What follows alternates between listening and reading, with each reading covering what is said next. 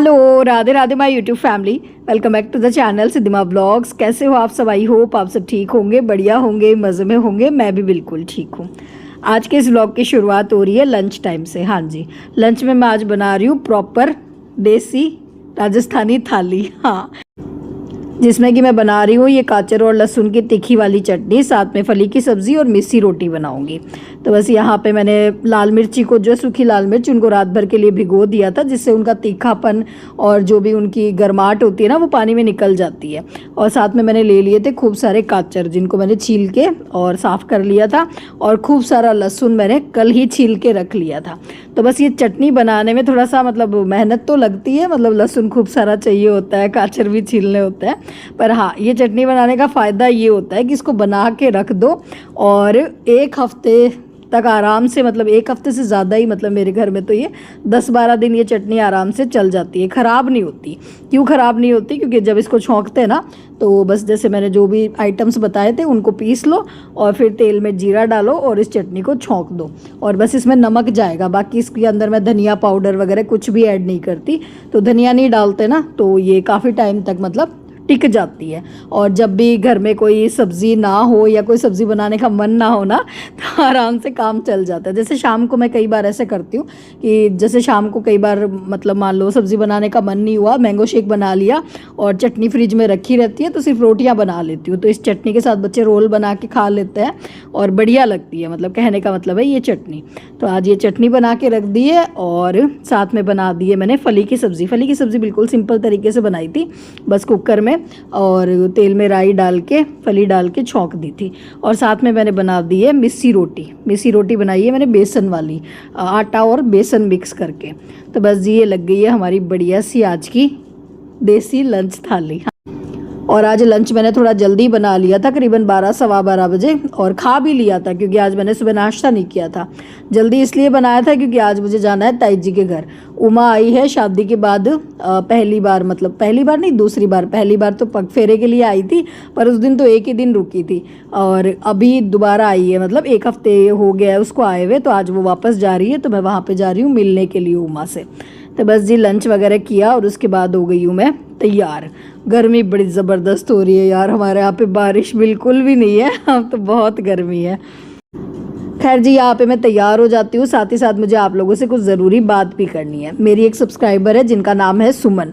सुमन का मेरे पास व्हाट्सएप पे मैसेज आया था कुछ दिन पहले, जब मैं शादी के व्लॉग मैंने डाले ही थे, तब मैसेज आया था कि दीदी आप इतना पॉजिटिव कैसे रह लेते हो, जबकि आपकी जो है अपने ससुराल वालों से इतनी अच्छी बॉन्डिंग नहीं है, फिर भी आपसे बड़ी पॉजिटिव वाइब आ रही थी जब हमने शादी वाले व्लॉग देखे थे।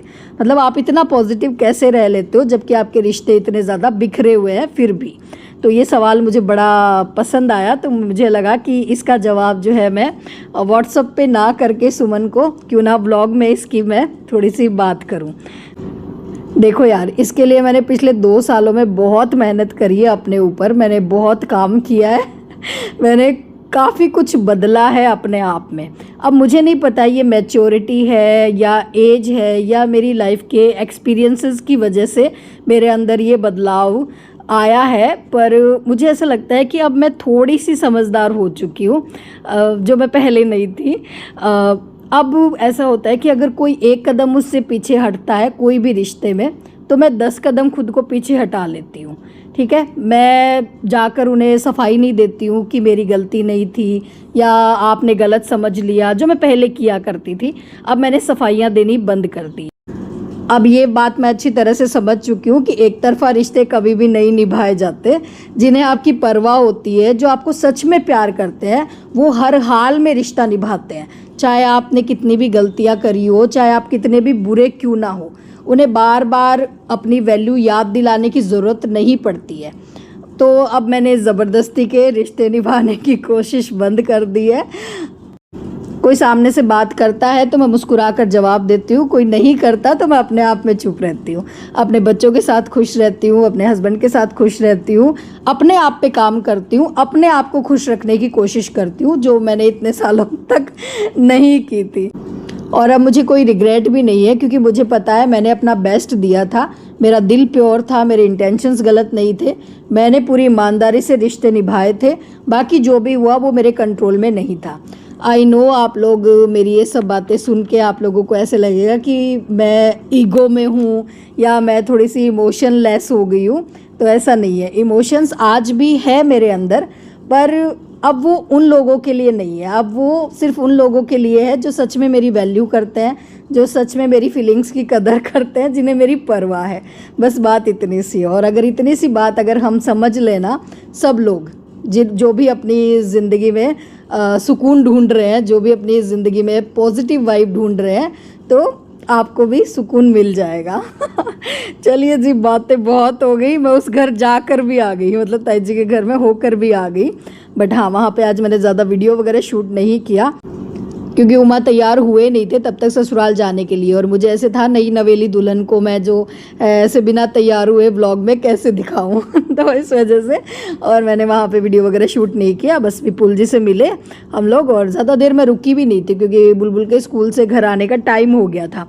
तो इस वजह से मैं एक घंटे ही रुकी थी और मैं घर आ गई थी। खैर जी, घर आने के बाद और चेंज किया, कपड़े चेंज किए, और अब मैं कर रही हूँ अपना स्किन केयर। हाँ, इसके लिए भी बहुत सारे सवाल आते हैं कि दीदी आप स्किन पे क्या लगाते हो, क्या स्किन केयर करते हो जो आपकी स्किन इतनी अच्छी है। देखो जी, पहली बात तो मैं फ़िल्टर लगाती हूँ, मेरे फ़ोन का कैमरा बहुत अच्छा है, ठीक है। पर हाँ, दूसरा उसके अलावा मैं स्किन केयर भी करती हूँ। मेरी स्किन पे कोई भी झाइयाँ नहीं है, पिगमेंटेशन नहीं है, मैंने पहले भी बताया, कोई पिंपल्स नहीं है, ठीक है। उसके लिए मैं और स्किन केयर करती हूँ। तो ये देखो, ये मैंने बहुत ही बढ़िया प्रोडक्ट मंगवाया है। 100 रुपये के 3 आए हैं ये। जो भी चीज़ आपको अपने फेस पे लगानी हो उसका जूस बनाओ और इस तरह से इसमें फिल कर दो, फिर उसको जमा लो।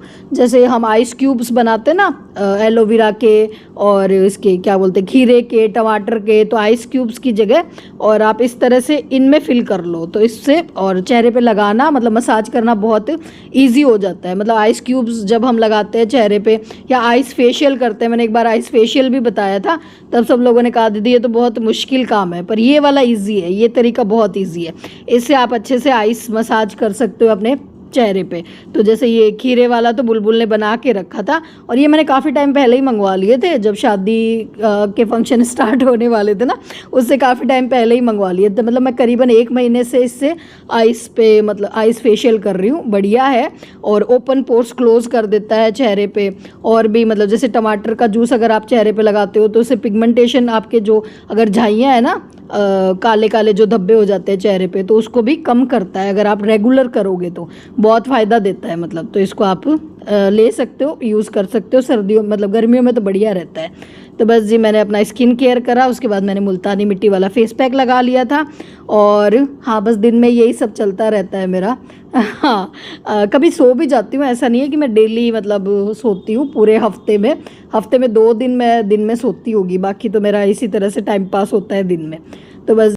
अच्छा, एक ये देखो, ये मैंने आर्टिफिशियल ज्वेलरी ऑर्गेनाइज करने के लिए ये एक बैग मंगाया है। इसमें ये खूब सारे पाउचेस मुझे मिले हैं और ये मात्र 165 रुपये में मिला है मुझे फ्लिपकार्ट से। मैं ऐसे स्क्रॉल कर रही थी तो वहाँ पे मेरे ये सामने आ गया, तो मुझे ऐसे था मंगवा के देखते हैं। 165 रुपये में अगर क्वालिटी अच्छी आई, ढंग का आया तो रख लेंगे, वरना रिटर्न कर देंगे। पर क्वालिटी इसकी वाकई में बहुत बढ़िया आई है, मुझे ये चीज़ अच्छी लगी।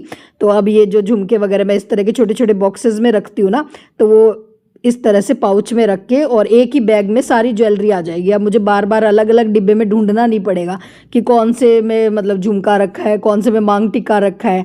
तो ये मेरे को अच्छे लगे। पाउचेस भी काफ़ी सारे आए हैं और एक पाउच है भी काफ़ी बड़ा, मतलब काफ़ी सारे झुमके इसमें आ रहे हैं। तो इसमें मतलब ज्वेलरी अच्छे से आप अपनी अरेंज करके रख सकते हो, अगर आपको भी मेरी तरह आर्टिफिशियल ज्वेलरी इकट्ठी करने का शौक़ है तो। खैर जी, एक मैंने मंगवाया है ये टिफ़िन। ये भी मैंने फ्लिपकार्ट से ही मंगवाया है बुलबुल के लिए, क्योंकि प्रीवियस व्लॉग में मैंने बताया था बुलबुल का बर्थडे आ रहा है, तो बस उसी की तैयारियां चल रही है। उसके लिए गिफ्ट मंगा रही हूँ मैं, ऑनलाइन ही देख रही हूँ। मतलब जो जो भी चीज़ें उसको ज़रूरत है, वो कह रही है इस बार मेरे को 11 गिफ्ट देना। तो वही चीज़ मैंने मंगवाई है। टिफ़िन काफ़ी अच्छा है, लंच बॉक्स। और मुझे ऐसे है कि ज़रूरत की चीज़ें दे दे, मतलब फालतू चीज़ें देने से बढ़िया है कि जो चीज़ें उसको चाहिए वो मैं दे दूँ। तो इसकी क्वालिटी भी काफ़ी अच्छी आई है। दोनों के लिंक मैं डिस्क्रिप्शन में टैग कर दूँगी, अगर आपको भी लेने हो तो आप ले सकते हो। मस्ट बाय प्रोडक्ट है, काफ़ी अच्छे हैं।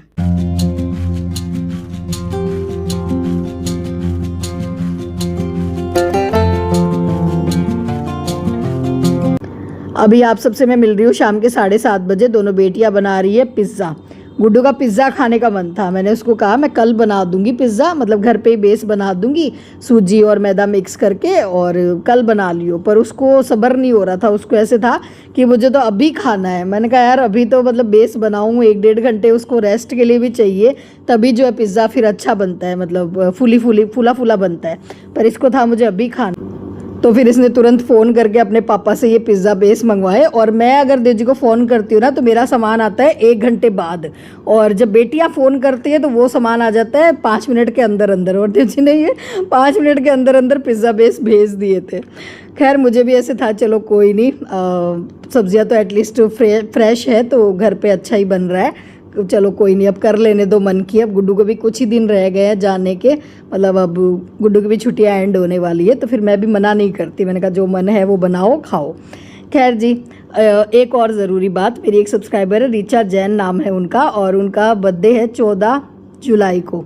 हाँ, उन्होंने कहा था मुझे विश करना, मेरी एनिवर्सरी भी है, एनिवर्सरी कौन सी डेट की है मुझे ध्यान नहीं आ रहा है, पर उन्होंने कहा व्लॉग में विश करना, मुझे अच्छा लगेगा। तो रीचा जी आपको बर्थडे की भी ढेर सारी शुभकामनाएं और एनिवर्सरी की भी शुभकामनाएं मेरे और मेरे परिवार की तरफ से। चलिए जी, वीडियो एंड करने से पहले कुछ प्रोडक्ट मैंने और मंगवाए हैं ऑनलाइन, वो भी दिखा देती हूँ। एक ये मैंने बुलबुल के लिए बेलीज बोलते हैं क्या, हाँ, ये मैंने मंगवाई है कोरियन स्टाइल वाली, बुलबुल को जन्मदिन पे गिफ्ट देने के लिए। मुझे तो काफ़ी पसंद आई है, पता नहीं बेटी को पसंद आएगी या नहीं आएगी। और एक मैंने मंगवाया है ये चॉपर, मेरे पास पहले वो रस्सी वाला चॉपर था, वो ख़राब हो गया था, तो ये एक दूसरा वाला मैंने चॉपर मंगवाया है। एक मैंने मंगवाया है ये फॉइल पेपर, ये भी सेल चल रही थी फ्लिपकार्ट पे, तो ये सिर्फ 80 रुपये में मिल गया मुझे 1 kg का। वीडियो के टैग प्रोडक्ट्स में आपको ये सारी चीज़ें मिल जाएगी। चलिए जी, इसी के साथ करूँगी आज के इस वीडियो को यहीं पे एंड। आई होप आप लोगों ने ब्लॉग एंजॉय किया होगा। फिर मिलते हैं, टाटा बाय बाय, राधे राधे जी।